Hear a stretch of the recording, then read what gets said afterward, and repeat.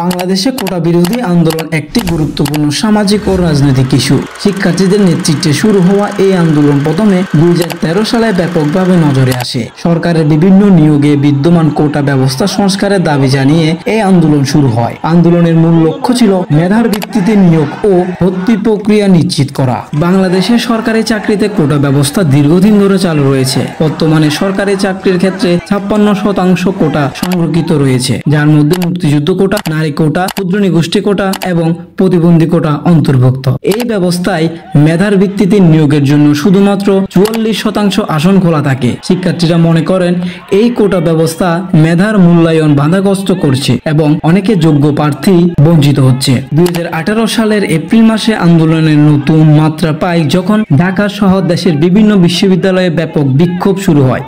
শিক্ষার্থীদের দাবি ছিল কোটা ব্যবস্থা সংস্কার করে মেধার ভিত্তিতে নিয়োগের ব্যবস্থা করা। সরকারের পক্ষ থেকে বরাবর আশ্বাস দেওয়া হলেও কার্যকর পদক্ষেপের অভাবে আন্দোলন অব্যাহত থাকে। 2018 সালে জুলাই মাসে সরকার কোটা ব্যবস্থা বাতিলের ঘোষণা দেয়, কিন্তু এর পরেও আন্দোলনের উৎপাত কমেনি।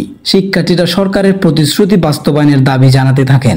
পরে 2018 সালে সেপ্টেম্বরে সরকার কোটা ব্যবস্থার পর্যালোচনা করে 10% মুক্তিযুদ্ধ কোটা বহাল রাখার সিদ্ধান্ত নেন। কোটা ব্যবস্থাকে রাজনৈতিক হাতিয়ার হিসেবে ব্যবহার করা হচ্ছে।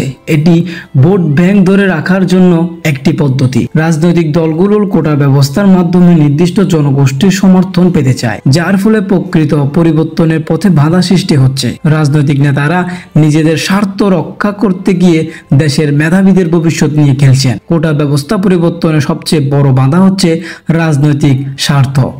রাজনৈতিক দলগুলো কোটা ব্যবস্থাকে ব্যবহার করে নিজেদের ভোট ব্যাংক ধরে রাখতে চায়। কোটার সুবিধাভোগ অনেকেই রাজনৈতিকভাবে সক্রিয় এবং তাদের সমর্থন হারানোর ভয় রাজনীতিবিদদের কোটা ব্যবস্থার পরিবর্তন পিছপা করে। প্রশাসনিক দুর্নীতি কোটা ব্যবস্থার মূল সমস্যা। কতিপয় দুর্নীতিবাজ কর্মকর্তারা নিজেদের স্বার্থে এই ব্যবস্থা চালু রেখে জনগণের ন্যায্য অধিকারকে অবহেলা করছে। বাংলাদেশের কোটা বিরোধী আন্দোলন একটি দীর্ঘস্থায়ী এবং গুরুত্বপূর্ণ সামাজিক আন্দোলন। মেধার মূল্যায়ন নিশ্চিত করার জন্য শিক্ষার্থীরা যে আন্দোলন চালাচ্ছে তা ভবিষ্যতে আরো বৃহত্তম পরিবর্তনের পথ প্রশস্ত করতে পারে। সরকারের পক্ষ থেকে কার্যকর ও স্থায়ী পদক্ষেপ গ্রহণ করা জরুরি। বাংলাদেশে কোটা বিরোধী আন্দোলন একটি দীর্ঘস্থায়ী এবং গুরুত্বপূর্ণ সামাজিক আন্দোলন।